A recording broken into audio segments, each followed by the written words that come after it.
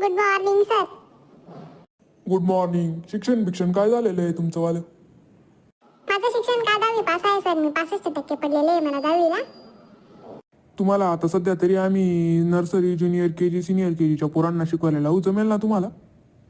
ते कधी लहान पोरं असतात, खूप वात्रट असतात ती, त्याच्यामुळे अशी शिक्षका चांगलीच पाहिजे त्यांना.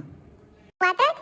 अहो सर, तुम्ही मला काय समजता? माझी सासूबाई इतकी वातडी आणि इतकी खराब आहे ना, महिनाभर मी माहेरी जाऊन बसली ना, सरळ अजून गेली ती.